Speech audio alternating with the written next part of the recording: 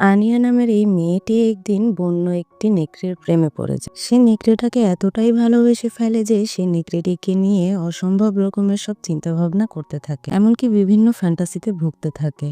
তাই নেকড়েটাকে সে একান্ত আপন করে পেতে অসম্ভব রকমের কিছু কর্মকাণ্ড করে বেড়ায়। কিন্তু একটা নেকড়ে আর একটা মানুষ কি কোনোভাবেই কোনোদিন একসাথে সংসার করতে পারে?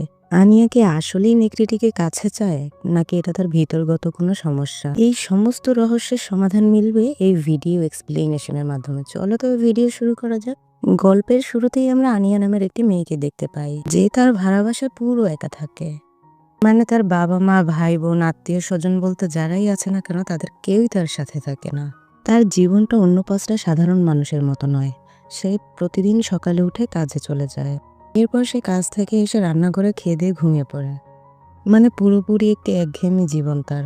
মানে না আছে তার কোনো ভালোবাসার মানুষ, আর না আছে কোনো বন্ধু। সে কারোর সাথে মিশতেও পছন্দ করে না। মানে পুরোপুরি ইন্ট্রোভার্ট টাইপের একটা মেয়ে আনিয়া। আনিয়া প্রতিদিন জঙ্গলের একটি রাস্তা ধরেই কাজে যায়। সে একটি অ্যাড এজেন্সিতে আইটি বিশেষজ্ঞ হিসেবে কাজ করে। আনিয়ার বস আবার আনিয়াকে একটু অন্য চোখে দেখে। অফিসে যাওয়ার পর আনিয়ার বস তাকে কাছে ডাকে, তাকে সিডিউস করার চেষ্টা করে, কিন্তু তাই আনিয়া চেষ্টা করে সে যেন সবসময় তার বসের থেকে দূরে থাকতে পারে। প্রয়োজন ছাড়া সে তার বস এবং কলিগ কারোর সাথেই তেমন কথা বলে না। কাজ শেষ করে সে সোজা বাড়িতেই ফিরে আসে। এরকমই একদিন বাড়িতে ফেরার সময় জঙ্গলের পথে যাচ্ছিল, তখন সে জঙ্গলের পাশে একটি নেকড়েকে দেখতে পায়। এমনকি নেকড়েটিও তার দিকে এক দৃষ্টিতে তাকিয়েছিল। দুজন দুজনের দিকে তাকিয়ে থাকার পর নেকড়েটি হঠাৎ জঙ্গলের ভিতরে চলে যায়। এরপর দেখা যায় আনিয়া অফিসে চলে আসে। অফিসে তার বস তাকে ফোন করে বলে যে সে অফিসে আসবে না আগামী দিন। কিন্তু আনিয়ার তাতে কিছুই যায় আসে না, কারণ সে তার বসকে মোটেই পছন্দ করে না। আর সে বসে বসে কম্পিউটারে কিছু নেকড়ের ছবি দেখছিল। এরপর আনিয়া আবার সেই জঙ্গলের নেকড়েটিকে খুঁজতে থাকে, কিন্তু সে ওই দিন নেকড়েটিকে কোনোভাবেই খুঁজে পায় না। কাজ শেষ করার পর তার আবারও নেকড়েটার কথা মনে পড়ে।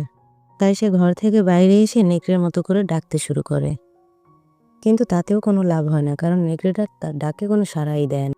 এরপর দিন আনিয়া একটি সুপারমার্কেটে যায়। সেখান থেকে সে কিছু মাংস কিনে নিয়ে আসে। এরপর সে বাসায় ফিরে এসে কিছুটা মাংস নিজে খেয়ে নেয়, আর বাকিটা সে তুলে রাখে। এরপর দিন সকালে ঘুম থেকে উঠে সে সেই মাংসটুকু নিয়ে সে জঙ্গলের দিকে চলে যায়, কিন্তু আজও সে নেকড়েটিকে দেখতে পায় না।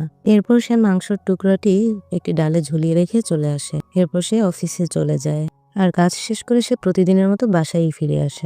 রাতে সে ঠিক করে ঘুমোতেও পারে না, কারণ প্রতিনিয়ত তার মাথায় সেই নেকড়েটার চিন্তাভাবনাই ঘুরে বেড়ায়।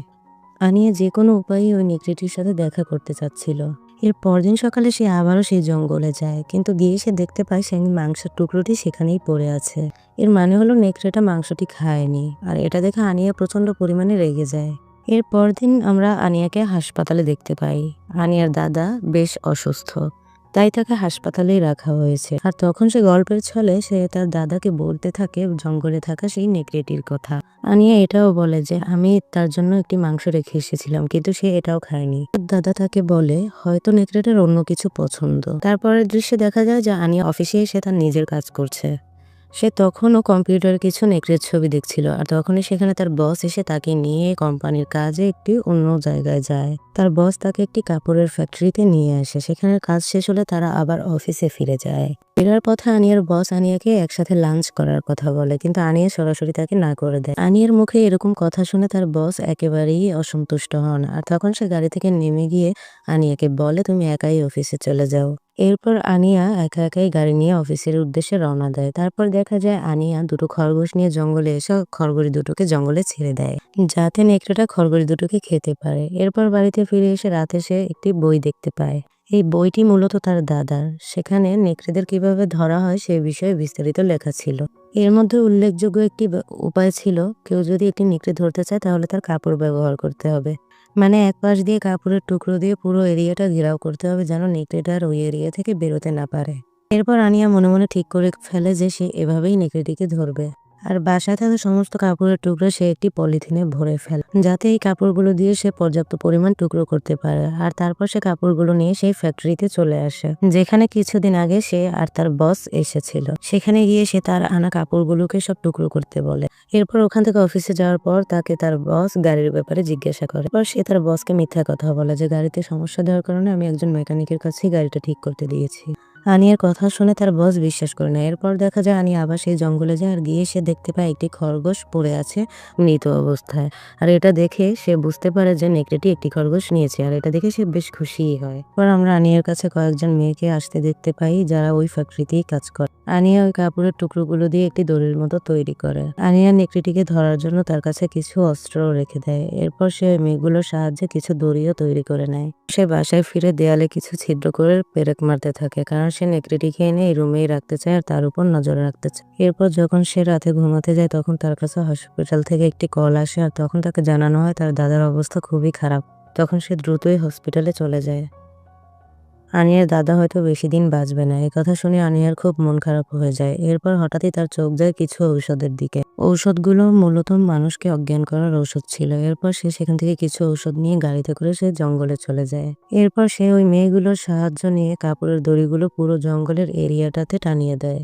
এরপর তারা মশাল জ্বালিয়ে পুরো এরিয়াটা ঘেরাও করে ফেলে। এরপর হঠাৎই আনিয়া নেকড়েটাকে দেখতে পায়, কিন্তু বাকি মেয়েরা নেকড়েটিকে দেখে ভয় পেয়ে ওখান থেকে পালিয়ে যায়। কিন্তু আনিয়া খুব সাহস করে নেকড়েটির কাছে যাওয়ার চেষ্টা করে। এরপর দূর থেকেই সেই অজ্ঞান করা ইনজেকশনটি তার গায়ে পুশ করে দেয়। এরপর সে নেকড়েটিকে গাড়িতে করে তার বাড়িতে নিয়ে আসে আর নিয়ে আসার পর সে ওই রুমটিতেই রাখে নেকড়েটিকে, যেখানে সে আগে থেকেই ব্যবস্থা করে রেখেছিল। ওই দিন এত পরিশ্রম করার ফলে আনিয়া খুব ক্লান্ত হয়ে যায়, তাই সে সমস্ত কাজ শেষ করে ঘুমিয়ে পড়ে। পরদিন সকালবেলা সে নেকড়েটির জন্য খাবার তৈরি করে।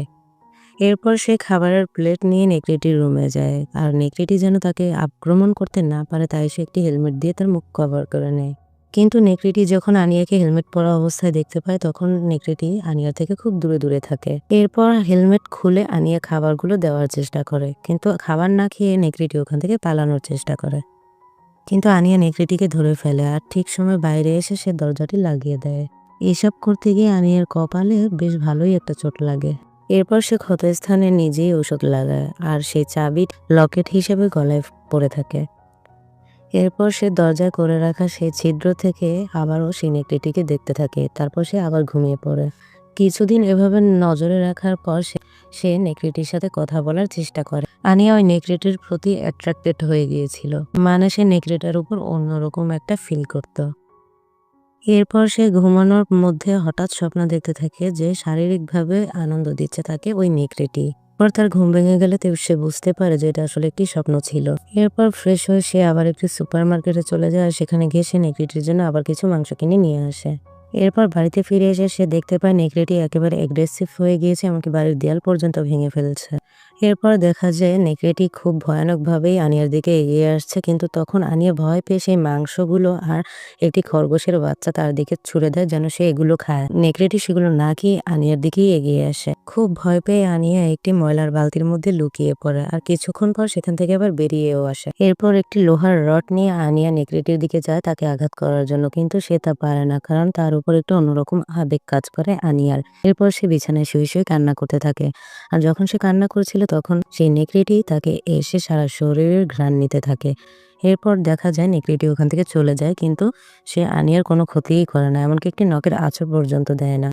এর পরদিন সকালে যখন আনিয়ার ঘুম ভাঙে তখন সে দেখতে পায় ওই নেকড়েটি তার রুমেই বসে আছে, এমনকি বসে বসে তার পায়ের আঙুলগুলো চাটছে। এরপর দেখা যায় ওই একইভাবে আনিয়ার পুরো শরীর চাটতে থাকে ওই নেকড়েটি। আনিয়াও এটা উপভোগ করতে থাকে, সে কোনোভাবেই নেকড়েটিকে বাধা দেয় না। আস্তে আস্তে নেকড়েটির প্রেমে পড়ে যায় আনিয়া আর প্রতিদিন তারা খুব ভালোভাবেই সময় কাটাতে থাকে, এমনকি মজার মজার সকল রকমের রান্না করেও খাবার তাকে খাওয়ায়, কারণ সে নেকড়েটাকে খুবই ভালোবাসে। একদিন সে নেকড়েটিকে বলে, আমার কিছু কাজ আছে, তুমি বাসা থাকো, আমি বাসা থেকে গিয়ে একটু কাজটা সেরে আসি। এরপর দেখা যায় অফিসে মিটিং এ বসে আছে আনিয়া।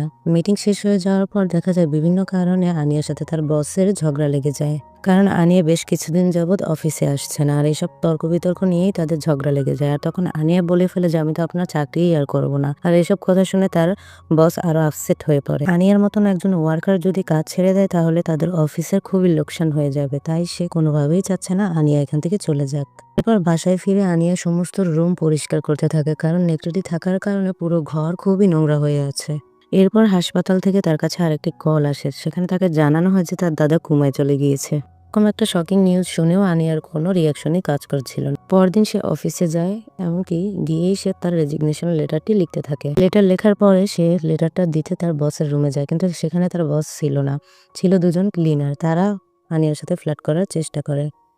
তারা আনিয়াকে বলতে থাকে, আপনি তো দেখতে খুবই সুন্দর, খুব কিউট। এসব কথা বলতে বলতে তারা আনিয়ার কাছে চলে আসে। তখনই সেখানে বস চলে আসে, আর বসকে দেখে ওই লোক দুজন তাড়াতাড়ি সেখান থেকে সরে যায়। আনিয়াকে দেখে তার বস জিজ্ঞাসা করে, তুমি ওদের সাথে কি করছিলে?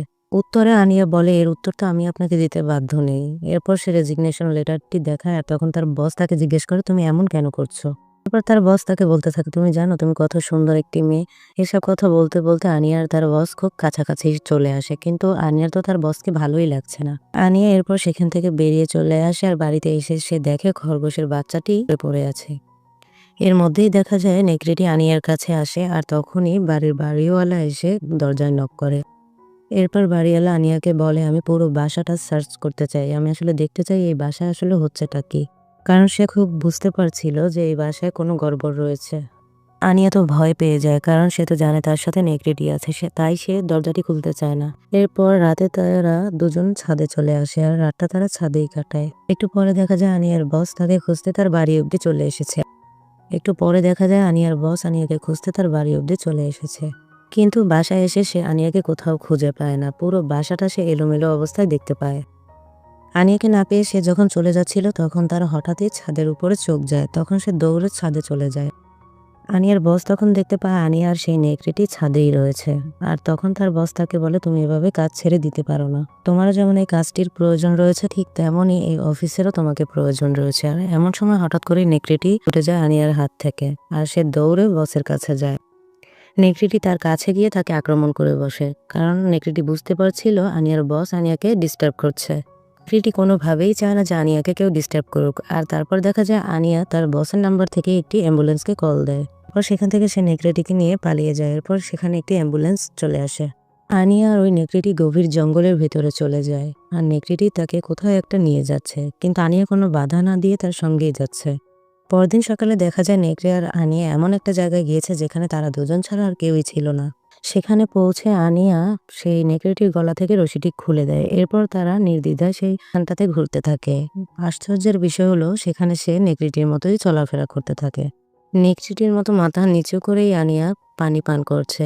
এমনকি নেকড়েটি তার জন্য খাবার শিকার করে আনলে সেই খাবার তারা দুজন ভাগাভাগি করে খাচ্ছে। নিয়া পুরোপুরি নেকড়েদের মতোই জীবন কাটাতে শুরু করে। এ থেকে বোঝা যায় তারা দুজনই দুজনকে ভালোবেসে ফেলেছে। আনিয়া এখন নেকড়েটিকে যা করতে বলে নেকড়েটিও তাই করে। তারা দুজন আলাদা জগতের দুটি প্রাণী হয়েও তাদের ভালোবাসায় কোনো কমতি নেই। এর পরের রাতে তারা ঘুমিয়ে পড়ে, আর পরদিন সকালে যখন ঘুম থেকে ওঠে আনিয়া, তখন তার মুখে একটা হাস্যোজ্জ্বল চেহারা দেখা যায়, কারণ তাকে দেখে বোঝাই যাচ্ছিল সে এখানে নেকড়েটার সাথে হ্যাপি আছে। আসলে আনিয়া তো ছোটবেলা থেকে একা একাই বড় হয়েছে, তার কোনো বন্ধু বান্ধব আত্মীয় স্বজন কেউই ছিল না, তাই সে এখানে নেকড়েটিকে তার একজন সঙ্গী হিসেবে পেয়েছে। এভাবেই তাদের দিন কাটতে থাকে। তাদের এই হ্যাপিনেসের মাধ্যমেই মুভিটি এখানে শেষ হয়ে যায়। ভিডিও ভালো লাগলে অবশ্যই সাবস্ক্রাইব করে আপনাদের বন্ধুদের সাথেও ভিডিওটি শেয়ার করবেন। ধন্যবাদ।